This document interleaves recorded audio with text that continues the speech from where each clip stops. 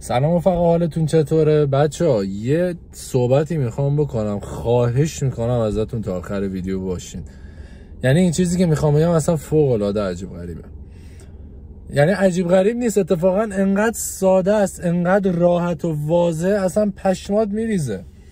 آقا من یه ساله دارم داخل زندگیم به طرز فجیعی درجا میزنم. رفقا من خیلی رو آموزشام کار کردم، خیلی رو این قضیه کار کردم که آموزش ببینم، ویدیو ببینم، هی ارتعاشمو ببرم بالا، فلان فلان فلان. رفقا از یه جایی به بعد احساس کردم خودم باید مشکلات رو درست کنم، خودم باید یه کاری کنم دیگه دغدغه نداشته باشم، خودم باید مثلا همه چی رو اوکی کنم، روال کنم.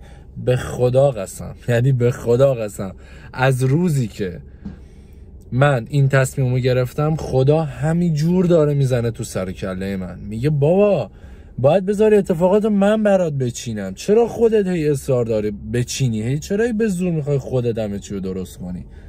به خدا قسم از روزی که من تصمیم گرفتم یه مقداری بکشم عقب و یه سری کارا رو بسپرم به خدا، اون برام انجام بده، اصلا پول که شده عین آب خوردن، هی خرج میکنم هی میاد، هی خرج میکنم میاد. اصلا یه دونه چیزی 100,000 تومان چیز میخرم، فراش 1 تومن راحت میاد، قشنگ 10-20 برابر همون پوله میاد تو حسابم. خیلی عجیب غریب شده، حال رویم خیلی بهتر شده. به خدا من واقعا جدی دارم میگم، اصلا نمیخوام شعار بدم.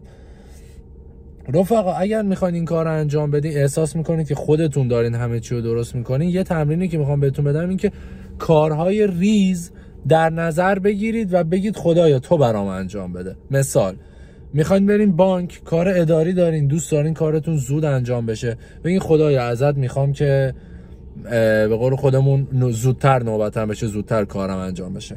من رسیدم به چراغ قرمز، میخوام به چراغ راهنمایی چراغ همیشه سبز باشه، سریع برم، حوصله ندارم زیر آفتاب وایسم. به خدا قسم از همین کارهای ریسک شروع بکنید، اصلا یهو میبینید همه چی عوض شده. این کار رو حتما انجام بدید، اصلا دست کمش نگیرید، اصلا صدا ترقه بود، تفنگ بود، چی بود؟ اصلا دست کمش نگیرین و لطفا به حرف من گوش بکنه. من واقعا زخم خورده ای داشتم، من 1 سال خورده از عمرمو داشتم درجا میزدم. لطفا شما دیگه اینجوری مثل من درجا نزنید، همه کارا رو بسپارید به خدا، یه سری کارا رو خودتون انجام بدید، یه سری کارا رو هم بسپارید به خدا. دمتون گرم، خیلی خوشحال شدم که اومدم جلو دوربین. امیدوارم شما هم از این آموزش لذت برده باشید. تا ویدیو بعدی میبینمتون، فعلا خدا نگهدار.